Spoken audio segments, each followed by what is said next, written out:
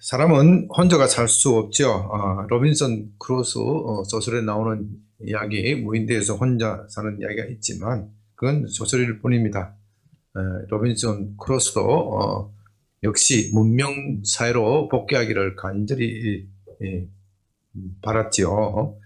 사회를 이루는 이런 단위 중에서 가장 큰 것은 국가입니다. 국가는 가장 크고 강력한 조직입니다. 간혹 우리는 인류사회다 그런 말을 하지만 그건 너무나도 추상적입니다. 도대체 인류사회가 나와 구체적으로 어떤 관계가 있는지 그건 너무 막연하지요. 그러나 국가는 다릅니다. 국가는 우리 모두에게 직접적인 영향을 미칩니다.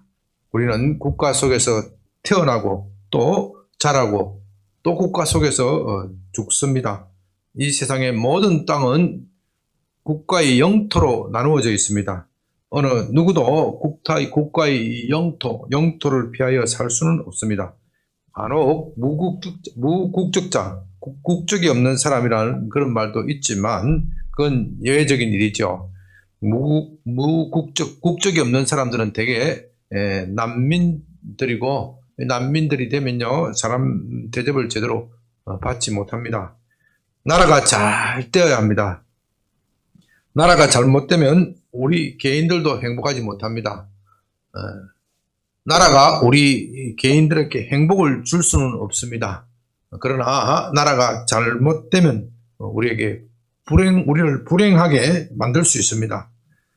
만일 우리가 중국이나 북한과 같은 그런 독재 국가에 태어났다면 참 인간으로서 최소한 자유와 권리도 없고 사람 대접 받지 못하였을 것입니다. 우리가 이렇게 자유롭게 예배를 드릴 수도 없을 것입니다. 모택동이나 김일성과 같은 사람, 정말 사탄과 같은 사람들이죠. 이런 독재자들을 숭배하면서 숨도 제대로 못 쉬고 그렇게 살아야 할 것입니다. 우리가 자유 대한민국에 태어난 것에 대하여 정말로 깊이 감사해야 합니다. 6월은 호국 보훈의 달이라고 하죠. 우리가 이달을 시작하는 첫 주에서 좀 나라를 생각하는 것 참 큰 의미가 있습니다. 국가에는 여러 가지 기능이 있지만 그 중에서도 가장 중요한 것이 재판입니다. 아마도 국가가 탄생한 이유도 이 재판 때문일 것입니다.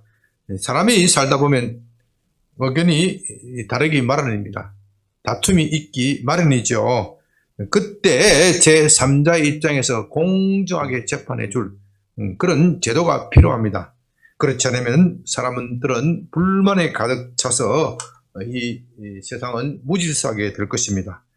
독재 국가는 정의가 없습니다. 오직 권력을 가진 사람만이 정의를 독차지하게 됩니다. 그래서 그들 국가는 강한 것 같지만 독재 국가는 강한 것 같지만 매우 약합니다.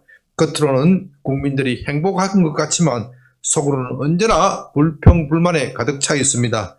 그들 국가에 대하여 독재 국가에 대하여 국민들의 행복 지수를 따진다.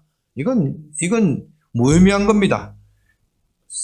성경에 나타난 재판 제도는 창세기 3장에 나옵니다. 최초의 인간인 아담과 하와는 하나님이 먹지 말라 하는 선악과를 먹은 후에 그 처벌이 두려웠습니다. 그래서 성경에 나오지는 않지만 그들 사이에 엄청난 부부싸움이 일어났을 것입니다. 누가 이 사태에 대해서 책임질 것인가? 하나님이 그들에게 공정한 재판을 열어주십니다. 먼저 아담의 이야기를 듣고 그 다음 하와의 이야기를 듣습니다. 그런 다음 판결을 내리시죠. 이 모든 것은 하나님이 그들의 재판관이 되시고 또 공정하게 판결하였다 하는 것을 의미합니다. 그래서 재판은 하나님께 속한 것입니다. 오늘 본문은 이 재판 제도에 대한 것입니다. 모세는 이스라엘 백성을 이집트의 학정에서 구한 다음 시내산에 이르게 됩니다. 시내산은 그들의 1차적인 목적지입니다. 그들은 시내산에서 하나님과 언약, 하나님의 백성 공동체로서 하나님과 언약을 맺게 될 것입니다. 그런 다음 본격적으로 가나안 정복 전쟁에 나설 것입니다. 그러므로 이 시내산에서는 그들이 국가로서의 체제를 갖추게 될 것입니다. 그리고 이 나라의 체제 가운데 가장 기본적이고 중요한 것은 뭐라 그랬죠? 재판제도입니다. 재판제도. 재판이 잘못되면 나라의 정의가 설 수가 없습니다. 나라의 가장 중요한 목적은 정의를 실천하는 것에 있습니다.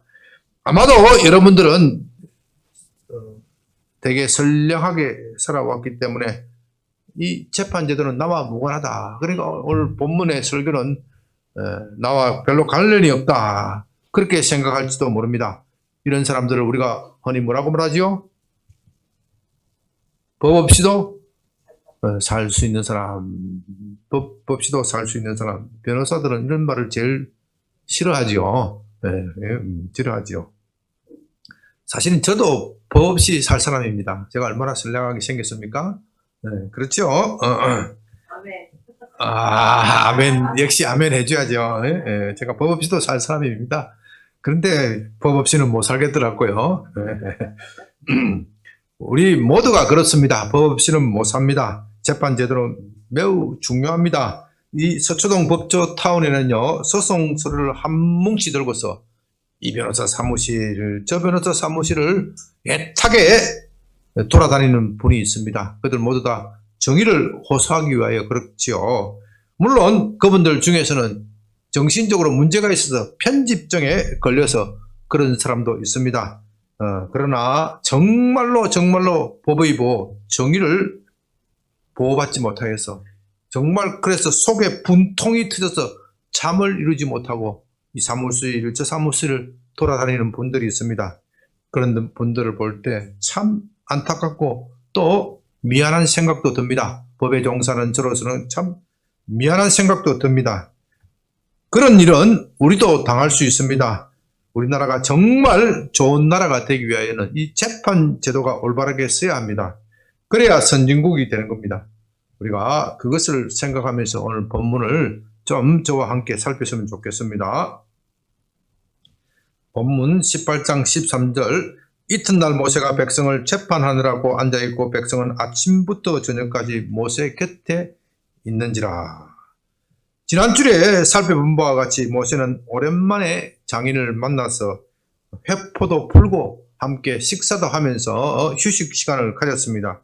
그는 하나님께서 어떻게 그들을 구원하셨는지, 그들이 어떻게 홍해를 건너고 어떻게 또 광야를 통과하였는지, 하늘에서 만나가 어떻게 내렸는지, 반석에서 어떻게 물이 났는지 이렇게 밤새도록 장인에게 이야기를 해 주었을 것입니다. 그 두 사람 사이의 대화는 밤새도록 이어져도 끝이 없었습니다. 그런데 그 다음날 장인 이드로가 아침에 일찍 일어나 보니 모세의 텐트 앞에 사람들이 줄을 길게 장사진을 이루고 있습니다. 무슨 일일까 하고 보니 모세가 그들 앞에서 재판을 하고 있고 사람들은 종일 자기 차례를 기다리고 있습니다. 그 줄은 모세가 계속 재판을 하여도 줄어들 기미가 없습니다. 장인은 그런 모습을 보고 처음에는 좀 섭섭했을 것입니다. 어떻게 장인이 이렇게 왔는데 장인을 잘 대접하지 않고 자기 일만 하고 있는가? 일 중독자다. 우리 사이가 혹시 일 중독자가 아닌가? 그런 섭섭한 생각도 들었을 것입니다. 그러나 모세가 재판을 하는 모습을 보니 너무나도 진지하고 심각합니다. 사람들은 저마다 정의를 호소하고 있습니다. 모세는 그들의 이야기를 일일이 들어주고 있습니다. 그렇게 하다 보니 줄이 쉽게 줄어들지 않습니다. 왜 이렇게 갑자기 많은 소송 사태가 발생하였을까요? 물론 200만 명이나 되는 사람이 함께 살고 있으니 그들 사이에 분쟁도 많았을 것이고 싸움도 있었을 것입니다. 그렇다고 하더라도 그들 사이는 기본적으로 부족 사이입니다. 가족의 연대가 매우 끈끈합니다. 어떻게 갑자기 이렇게 소송 사태가 발생하였을까요? 어딘가 문제가 있습니다. 그래서 저는 이집트에서 살 때부터 누적된 불만이 이제야 한꺼번에 터져 나온 것이 아닌가, 그런 생각이 듭니다. 우리가 민주주의를 이루고 났을 때 과거 독재국가 여러 가지 이유로서 어쩔 수 없이 독재국가를 한 것도 있고 또 지도자의 욕심에 따라서 한 것도 있고 또 6.25 전쟁을 치르다 보니 어쩔 수 없이 양민들이 학살된 것도 있습니다. 이렇게 민주주의 사회가 되니까 어떻게 해요? 소송 사태가 본물처럼 터졌습니다. 아마도 그런 상황인 것 같습니다. 이집트는 근본적으로 정의보다는 힘이 지배하는 사회입니다. 힘이 약한 사람은 정의의 보호를 받지 못하였습니다. 그러니 힘이 약한 사람은 호소를 하고 싶어도 호소할 데가 없었습니다. 그러나 모세가 이끄는 사회는 참으로 정의로운 사회입니다. 모세는 정의를 실현하기 위하여 최선의 노력을 다하였습니다. 이제 사람들은 모세에게 가기만 하면 자기의 억울한 사연을 풀어줄 것이다. 그렇게 믿었습니다. 그래서 그동안 이집트에 살면서 억눌린 사람들이 정의를 호소하면서 모세를 찾아왔을 것입니다.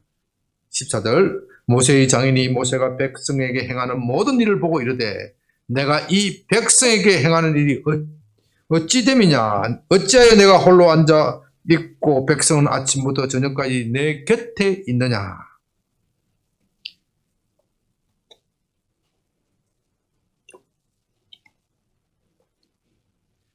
모세는 참으로 공의로운 사람입니다. 그는 이집트의 재판관들과는 달리 뇌물을 받지 않았습니다. 고대 사회에서는 뇌물을 받는 것이 너무나도 당연한 겁니다. 그러나 그는 참 청렴한 사람입니다. 게다가 그는 겸손하고 친절한 사람입니다. 사람들이 말을 일일이 다 들어주고 시시비비를 가리면서 판결하고 있습니다. 그러다 보니 사람들은 모세에게 몰려왔습니다. 모세에게 가기만 하면 정의가 실현될 것이다. 이런 확신이 있었기 때문입니다. 그러나 이 모든 일을 혼자 감당하는 것은 그건 안 될 일이죠. 모세의 체력에도 한계가 있고 기다리는 백성들도 지치게 될 것입니다. 그래서 장인이 참견에 하게 되는 겁니다. 15절 모세가 그의 장인에게 대답하되 백성이 하나님께 물으려고 내게 오미라. 그들이 일이 있으면 내게로 오나니 내가 그 양쪽을 재판하여 하나님의 율례와 법도를 알게 하나이다. 여기서 모세의 말이 백성들이 하나님께 물으려고 모세에게 왔다. 이 표현에 주목해야 합니다. 그건 백성들이 정의를 구하기 위하여 모세에게 왔다는 것을 말합니다. 백성들 사이에 분쟁이 있습니다. 그건 어쩔 수 없는 일입니다. 아무리 착한 사람이 사는 세상도 그런 일들이 어쩔 수 없이 있기 마련입니다. 분쟁을 해결하는 방법에는 여러 가지가 있습니다. 대표적인 방법은 힘이 센 사람이 결정하는 겁니다. 고대 세계에서는 대개 그런 방식으로 결정했습니다. 이집트에서 가장 힘이 센 사람은 누구지요? 바로 왕. 그러니까 그의 말이 곧 법이고 재판입니다. 그러나 그것은 정의롭지 못합니다. 힘이 센 사람이 정의를 독차지하면 힘이 약한 사람은 억울하고 분하여 살 수가 없습니다. 법은 힘이 센 사람이나 약한 사람 모두 공평하게 적용되어야 합니다. 우리가 이것을 정의라고 부르는 것이죠. 이제 사람들은 이집트의 학정에서 해방되었고 비로소 정의를 호소할 수 있는 데를 찾았습니다. 그것은 곧 하나님의 법입니다. 하나님의 법은 곧 정의입니다. 그래서 백성들은 하나님께 묻기 위하여 모세를 찾아왔다. 그렇게 말하는 것입니다. 17절 모세의 장인이 그에게 이르되 내가 하는 것이 옳지 못하도다. 너와 함께한 이 백성이 필경 기력이 쇠하리니 이 일이 내게 너무 중함이라. 내가 혼자서 할 수 없으리라. 모세는 참으로 어려운 사람이고 공정하게 재판을 진행하고 있습니다. 누가 그것을 비난할 수 있겠습니까? 그러나 그에게는 결정적인 약점이 있습니다. 그 막중한 일을 혼자서 하고 있다는 것. 이것은 옳지 못합니다. 그러다가는 그의 체력이 감당하지 못할 것입니다. 백성들도 자기 차례를 기다리다가 지치고 말 것입니다. 정의는 바로바로 실현되어야 정의로운 겁니다. 정의가 지체가 되면 정의가 아니죠. 모세의 장인은 그것을 지적하고 있습니다. 그 지적은 너무나도 당연한 것입니다. 그런데 우리가 이 시점에서 좀 생각해야 할 문제점이 있습니다. 어째서 이 당연한 일을 지적하는 사람이 한 사람도 없다는 말입니까? 혹시 이렇게 좋은 모세도 권력이 절대화되고 주위에 직언하는 분이 없는 것이 아닌가, 그런 의심도 들 수 있습니다. 모세의 성격상 독재를 할 뿐은 아니지요. 그러나 사람은 언제든지 그럴 가능성이 있습니다. 저는 대통령을 가까이 모시는 분, 어느 분으로부터 이런 이야기를 들은 일이 있습니다. 어느 대통령이든 집권하고 1년 동안은 대통령이 참으로 겸손하고 주위의 말을 잘 듣는다, 잘 경청한다, 백성들의 말을 잘 경청하기 위하여 노력한다, 그런다는 겁니다. 1년이 지나면 사람이 변해버린대요. 아무리 좋은 대통령도 1년이 지나면 자기에게 직언하는 사람은 싫어하고 자기에게 아부하는 사람은 듣기 좋아한다는 겁니다. 그러면 직언하던 사람도 어떻게 돼요? 직언하기를 싫어하는 것이죠. 그렇게 된다는 겁니다. 참으로 일리가 있는 말입니다. 그래서 우리 지금 윤석열 대통령도 참 주위의 말을 지금은 잘 듣고 국민들의 말을 경청하는 것 같지만 지켜봐야 됩니다. 1년이 지나면 어떻게 될지 정말 우리가 지켜봐야 합니다. 제발 백성들의 말을 잘 듣고 지위에서 직언하는 말을 잘 듣고 성공한 대통령이 되기를 바랍니다. 그것이 우리의 행복입니다. 혹시 모세도 지금 그런 일을 겪고 있지 않을까요? 모세의 인격을 생각한다면 도저히 그럴 분은 아니지만 그런 높아심도 듭니다. 어쨌든 장인의 충고는 참으로 시적절한 것입니다. 19절, 이제 내 말을 들으라. 내가 내게 방침을 가르치니 하나님이 너와 함께 하실지로다. 너는 하나님 앞에서 그 사건들을 하나님께 가져오며 그들에게 율례와 법도를 가르쳐서 마땅히 갈 길과 할 일을 그들에게 보이고. 모세의 장인은 참으로 지혜롭게 말합니다. 그는 우선 모세를 칭찬합니다. 모세, 당신이 재판할 때 하나님 앞에서 재판을 한다, 이 자세를 가지는 것, 그건 정말로 중요한 것이고 칭찬할 만한 것이다. 재판은 하나님께 속한 것이다. 당신의 임무는 하나님의 뜻을 밝히고 하나님의 율례와 법도를 백성들에게 가르치는 것이다.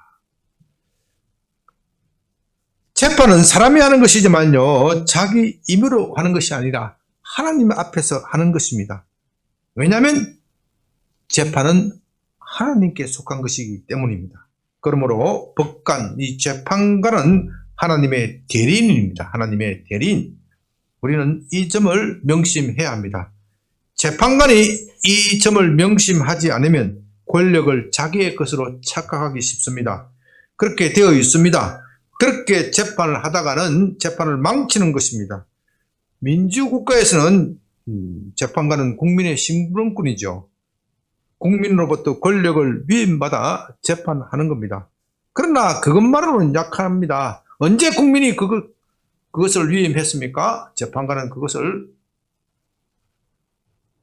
그렇게 기억하지 않습니다. 제가 볼 때는 그래요. 그것만으로서는 재판관의 양심을 구속하지 못합니다. 재판관이 자기의 양심에 부끄러움 없이 재판하려면요, 재판은 하나님께 속한 것이다. 나는 하나님의 종이다. 하나님의 대리인이다. 이런 인식이 있어야 됩니다. 그것을 인식하는 재판관은 재판의 결과에 대해서 나는 언제나 하나님께 책임을 져야 한다, 그 자세를 가지게 될 것입니다. 그래서 함부로 재판하지 않습니다. 참으로 경건한 마음으로 하나님이 원하는 정의를 실현하기 위하여 자신의 최선을 다하게 될 것입니다. 21절, 너는 온 백성 가운데서 능력 있는 사람들, 곧 하나님을 두려워하며 진실하며 불의한 이익을 미워하는 자들을 살펴서 백성 위에 세워 천부장과 백부장과 50부장과 10부장을 삼아. 이제 장인은 재판관의 자격에 대하여 어떤 사람이 재판관이 되어야 하는지에 대하여 말하고 있습니다. 재판관은 첫째로 능력이 있어야 됩니다. 재판을 할 수 있는 능력이 있어야 합니다. 양쪽의 이야기를 잘 듣고 그들에게 현명하게 판단할 수 있는 그런 지적인 능력이 있어야 됩니다. 남의 이야기를 잘 들어준다. 이거 쉬운 것 같지만 듣기만 하면 되잖아요. 그거 쉽지 않습니다. 참으로 많은 인내가 필요합니다. 말도 안 되는 그런 이야기도 들어줘야 합니다. 또 원한이 서린 말, 원한이 법정은 그 원한이 서린 곳이에요. 원한을 풀어놓는 것이 법정이에요. 원한을 서린 말을 듣다가 보면 어떻게 돼요? 듣는 사람이 그 도끼에 쏘입니다. 도끼에 쏘여요. 그래서 스트레스를 받습니다. 정말 재판이라는 것은 스트레스를 많이 받는 일입니다. 그런 스트레스를 이겨내고 현명하게 판단할 수 있는 그런 능력이 있어야 합니다. 둘째로 하나님을 두려워하는 사람이어야 합니다. 사람이 아무리 능력이 있어도 하나님을 두려워하지 않으면 소용이 없습니다. 특히 권력자들은 그 권력자들을 견제할 사람이 없기 때문에 하나님을 두려워해야 합니다. 셋째로 재판관은 진실해야 합니다. 진실은 모든 재판의 기초입니다. 그러나 재판정에는 진실보다는 언제나 거짓말로 난무하게 되어 있습니다. 거짓말을 통하여 자기 이익을 추구하는 사람들이 늘 있기 마련입니다. 특히 우리나라의 재판장에 가보면요, 마치 거짓말 경연대회를 하는 것과도 같습니다. 그러므로 재판관은 이런 거짓말이 난무하는 그곳에서 진실만을 추구해야 합니다. 넷째로 재판관은 불이한 이익을 미워해야 합니다. 쉽게 말하면 뇌물을 받지 말아야 합니다. 출애굽기 23장 8절에서 뇌물은 밝은 자의 눈을 어둡게 하고 어려운 자의 말을 굽게 한다. 그렇게 했습니다. 법관이 뇌물을 좋아하면 판결은 굽게 되어 있습니다. 그러나 법관이 뇌물을 거절하기가 쉽지가 않습니다. 누가 쉽게 그 유혹을 거절할 수 있겠습니까? 그래서 재판은 하나님께 속한 것이다. 그 생각을 가지는 것이 중요합니다. 재판은 하나님께 속한 것이다. 그런 생각을 가지고 있는 사람, 그것이 마음에 박혀 있는 사람은 쉽게 뇌물을 받지 않을 것입니다. 22절, 그들이 때를 따라 재판하게 하라. 큰 일은 모두 내게 가져갈 것이요 작은 일은 모두 그들 스스로 재판할 것이니 그리하면 그들이 너와 함께 담당할 것인즉 일이 내게 쉬우리라. 내가 만일 이 일을 하고 하나님께서도 내게 허락하시면 내가 이 일을 감당하고 이 모든 백성도 자기 곳으로 평안히 가리라.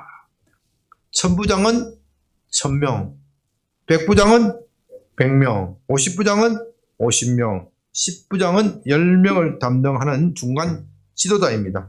그들은 재판관이기도 하지만 나중에 가나안 정복 전쟁 때는 중간 지휘관, 군사 지휘관이기도 합니다. 옛날에 이 재판관은 재판만 하는 것이 아닙니다. 평시에는 행정 책임을 맡고 전쟁 시에는 군사 지휘관으로서의 역할을 하는 겁니다. 이렇게 하여 이스라엘은 재판 제도뿐만 아니라 한 나라로서 체제를 갖추게 되었습니다. 이제 규모가 작은 사건들은 하급 재판관이 다루게 될 것이고 규모가 큰 것은 상급 재판관이 다루게 될 것입니다. 그들이 다루기 어려운 사건들은 모세가 직접 재판할 것입니다.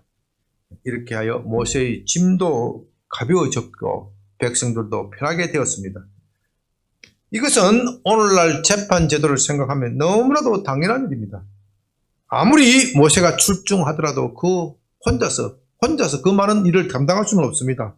이렇게 중간 지도자를 뽑아서 짐을 나누어 지어야 합니다. 그렇게 함으로써 차세대 지도자들을 키우는 것도 되는 것이죠. 24절, 이에 모세가 자기의 장인의 말을 듣고 그 모든 말대로 하여 모세가 무리 중에서 능력 있는 사람을 택하여 그들을 백성의 우두머리 곧 천부장과 백부장과 50부장과 10부장을 삼음해 그들이 때를 따라 백성을 재판하되 어려운 일은 모세에게 가져오고 모든 작은 일은 스스로 재판하더라. 모세가 그의 장인을 보내니 그가 자기 땅으로 가니라. 모세가 장인의 말을 듣고 보니 참으로 지혜롭고 올바른 것입니다. 그의 말대로, 장인의 말대로 백성 중에서 존경받는 사람, 그리고 능력 있는 사람, 그 능력에 따라서 천부장, 백부장, 50부장, 10부장 이렇게 정관 관리들을 뽑았습니다.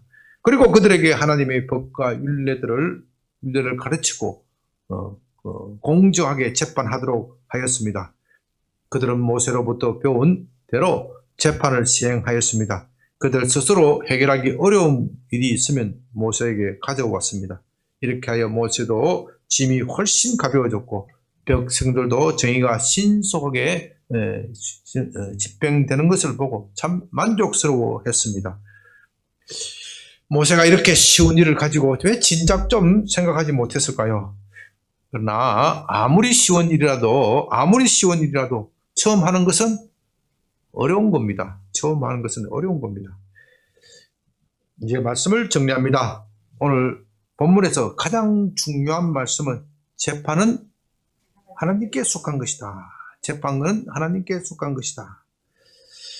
오늘 본문의 사건과 관련해서 모세가 어떻게 재판 제도를 확립하였는지에 대해서는 신명기 1장에서 상세히 나옵니다.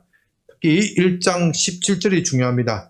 재판은 하나님께 속한 것인즉 너희는 재판할 때 외모를 보지 말고 귀천을 차별 없이 듣고 사람의 낯을 두려워 말 것이며 스스로 결단하기 어려운 일이 있거든 내게로 돌리라 내가 들으리라. 이 말씀은요, 모세가 천부장, 백부장, 50부장, 10부장을 뽑아놓고 그 재판관들에게 당부하는 말씀입니다. 재판할 때 사람의 외모를 보지 말고 귀천의 차별을 두지 말아야 합니다. 그건 너무나도 당연한 일이죠. 그러나 그 당연한 일이 당연하지 않게 되어버린단 말입니다. 재판이 공정하지 않으면 누가 그것을 신뢰할 수 있겠습니까? 재판을 신뢰할 수 없으면 사회의 질서는 무너지게 됩니다. 힘이 지배하는 사회가 될 것입니다. 사람이 재판에 호소하는 것은 자기의 힘으로 정의를 실현할 수 없기 때문입니다. 그런데 그 재판이 정의롭지 못하면 힘이 없는 사람은 호소할 데가 없게 됩니다. 그렇게 되면 그 원한이 어디로 돌아가요? 하늘에 사무치게 됩니다. 그 원한이 쌓이게 되면 하늘에 사무치게 됩니다. 그런 사회는 결국 혼란에 빠지고 힘이 있는 사람만이 정의를 독점하게 될 것입니다. 그렇게 되면 그 나라가 망하는 것은 시간 문제입니다. 어떤 사회든 정의롭지 못하면 하나님의 심판을 받게 되어 있습니다. 구약의 선지자들은 그것을 거듭 경고하였습니다. 선지자 아모스는 오직 정의를 물같이 공의를 마르지 않는 강같이 흐르게 하라. 그렇게 호소하였습니다. 그러나 권력을 가진 관리들은 선지자의 말을 듣지 않았습니다. 자기의 이익을 위하여 재판을 굳게 하였고 백성들의 원하는 하늘에 사무쳤습니다. 마침내 이스라엘은 멸망을 받아 하나님의 심판을 받아 멸망하고 말았습니다. 그런데 오늘날 사람들은요, 재판이 하나님께 속한 것이다, 이런 생각을 별로 하지 않습니다. 재판을 하는 사람들도 그렇고 재판을 받는 사람들도 그렇습니다. 재판은 하나님께 속한 것이 아니라 누가 하는 것이라고요? 사람이 한다, 그렇게 생각합니다. 그렇게 하다 보니 재판의 결과가 공정치 못하고 또 재판을 받는 사람들도 그 판결에 승복할 수 없습니다. 자기의 편을 들어주지 않으면 승복하지 않습니다. 물론 우리나라의 재판은 다른 나라에 비하면 우수한 편입니다. 판사나 검사들이 뇌물을 받고 판결을 굳게 하는 경우 거의 없습니다. 그러나 그것이 전혀 없다, 그렇게 말할 수는 없습니다. 지금 대장동 비리 사건 때문에 얼마나 시끄럽습니까? 온 나라가 시끄럽습니다. 국민들은 그것을 보면서 대법관들도 뇌물을 받을 수 있다, 브로커들이 대법관 사무실을 수시로 출입한다, 뇌물을 받을 수 있다, 그렇게 믿습니다. 직접적인 뇌물은 아니더라도 정관예우나 고문직 등과 같은 간접적인 뇌물도 뇌물이죠. 이런 것을 받을 수 있다. 우리 국민들은 그렇게 믿고 사법부를 불신합니다. 왜 이런 일이 자행됩니까? 그것은 재판이 하나님께 속한 것이다 하는 이런 의식이, 법관들에게 이런 의식이 없기 때문입니다. 우리나라와 같은 민주국가는 법관의 부정을 감시할 여러 가지 제도와 방법이 잘 되어 있습니다. 분명히 세계 어느 나라에 비추어 봐도 별로 뒤지지 않습니다. 그러나 그것만으로는 부족합니다. 아무리 제도를 잘 만들어도 그 허점을 이용하는 사람이 있기 마련입니다. 10명의 사람을 보초로 세워도 한 명의 도둑을 막지 못한다. 우리 옛 속담에 그런 속담이 있죠. 현실이 그렇습니다. 그러나 재판은 하나님께 속한 것이다 하는 이런 의식이 있으면 아무도 보는 사람이 없어도 그는 자기 스스로 자기 양심에 구속될 것입니다. 재판을 함부로 하면 하나님께 심판을 받을 것이다. 그렇게 생각하기 때문에 행동을 조심할 것입니다. 재판관이 이런 의식을 가지고 있어야 나라가 잘 되는 거예요. 재판관뿐만 아닙니다. 검사, 경찰관, 심지어 변호사들도, 이런 분들은 다 재판에 참여하는 분들입니다. 이런 분들이 이런 의식이 좀 있어야 합니다. 저는 40년 법조 생활을 했기 때문에 우리나라 판사, 검사, 경찰관, 변호사들이 어떤 의식을 가지고 일하는지 잘 알고 있습니다. 참으로 부끄러운 이야기입니다. 그들은 대개 무신론자들입니다. 그러나 하나님을 믿는다는 사람들도 별로 무신론자들과 별로 다를 것이 없습니다. 그것이 우리의 현실입니다. 그들의 마음을 지배하고 있는 것은 권력이고 출세이고 돈입니다. 그 중에 좀 나은 사람은 명예입니다. 그 이상 없어요. 그러나 그런 것으로서는 정의를 담보할 수 없습니다. 언제나 더 큰 유혹이 있으면 쉽게 굴복합니다. 그래서 재판에 말이 많은 겁니다. 제가 사법시험에 합격할 때 300명이 합격한 시대인데요. 그 중에 높은 자리에 올라갔다가 망신당한 사람이 한두 사람이 아니에요. 왜요? 그들에게 마음속에 재판은 하나님께 속한 것이다 하는 이런 의식이 없기 때문입니다. 저는 최근 교회의 예배 소송에서도 그런 것을 보았습니다. 비대면 예배만 허용한다. 이건 정말 말이 안 되는 겁니다. 어떻게 비대면 예배만 허용한다. 정부가 그런 행정명령을 발동할 수 있습니까? 전 세계 어느 나라를 둘러보아도 이런 식으로 교회의 예배를 규제하는 나라는 본 적이 없습니다. 심지어 독재국가조차도 이런 식으로는 하지 않습니다. 이렇게 뻔한 일에도 정의가 시행되지 않습니다. 법관들은 정부와 국민들의 눈치를 살핍니다. 코로나 사태가 이렇게 위중한데 잘못 판결했다가는 정권의 비위를 건드리고 국민들의 지탄을 받지 않나?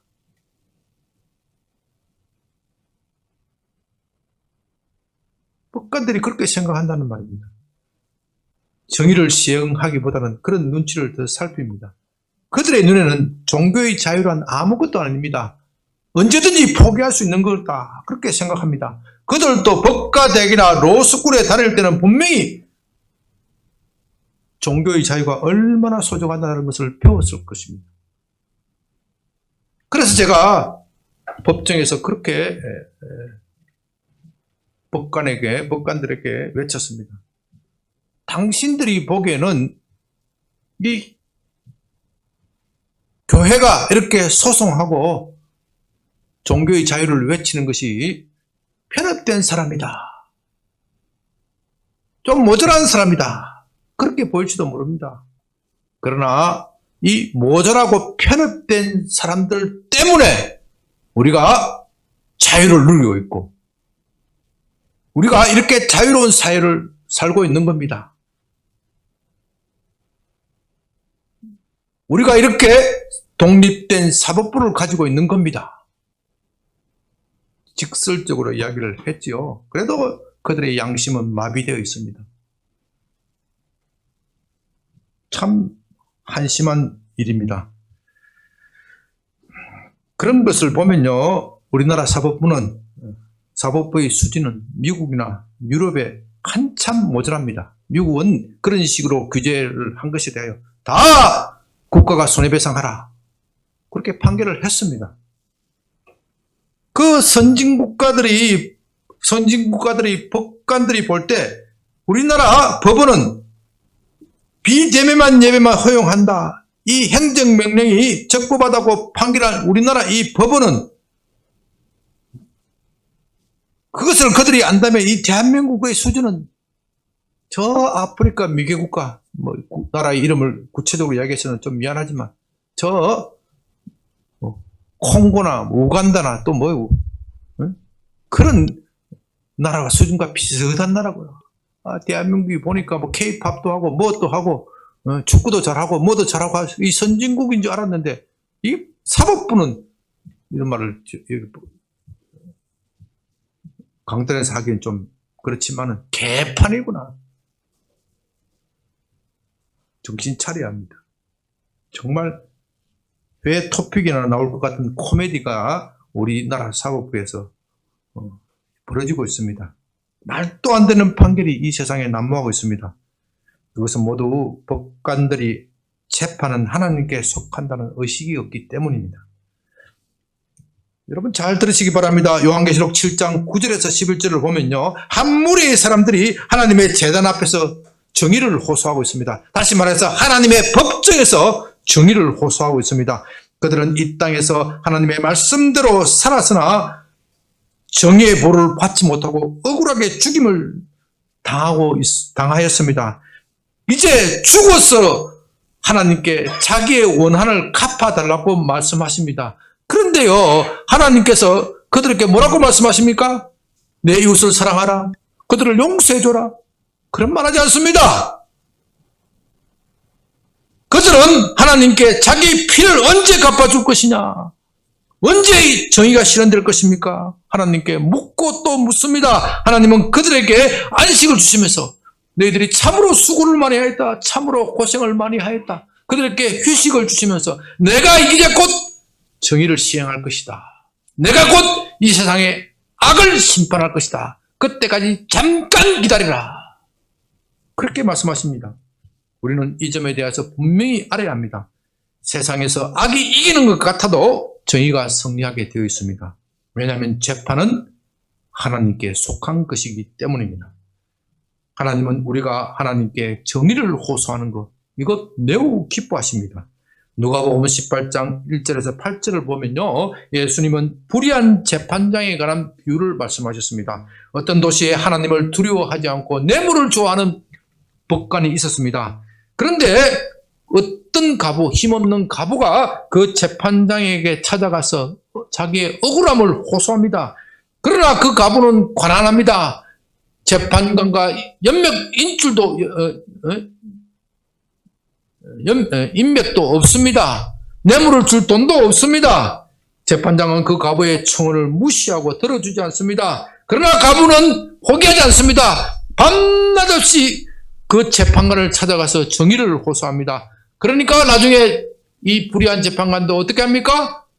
손을 들고 맙니다. 내가 저 여인의 청을 들어주지 않으면 내가 잠을 제대로 잘 수 없구나. 어쩔 수 없이 청을 들어준다. 이 세상의 일도 그렇거늘. 예수님께서 말씀하십니다. 하물며 하나님께서 그 밤낮 부르짖는 택한 자들의 원한을 풀어주지 아니하겠느냐. 그들에게 오래 참으시겠느냐. 그러나 인자가 올 때 세상에서 믿음을 보겠느냐. 여러분 무슨 말씀입니까? 사람들에게 정의를 호소하는 사람은 많지만 내게 정의를 호소하는 사람은 어디 있느냐. 소송서를 잔뜩 들고서 이 변호사 저 변호사 사무실을 찾아다니는 사람은 많지만 양병교회에 와서 하나님 내 억울한 사연을 털어주소서 그렇게 기도하는 사람은 있느냐 그 말씀입니다. 이제 말씀을 마칩니다. 재판은 하나님께 속한 것입니다. 그런 점에서 우리 양병교회의 사명은 매우 큽니다. 이 서초동 법조타운은 대한민국 사법부의 중심지입니다. 이곳에 정의가 흘러 넘쳐야 합니다. 그래야 대한민국이 잘 되는 겁니다. 저는 우리 교회를 개척할 때 하나님께서 제게 그런 사명을 주셨습니다. 그래서 다른 곳에 가고 싶어도 못 가고 10년 이상을 이루고 있습니다.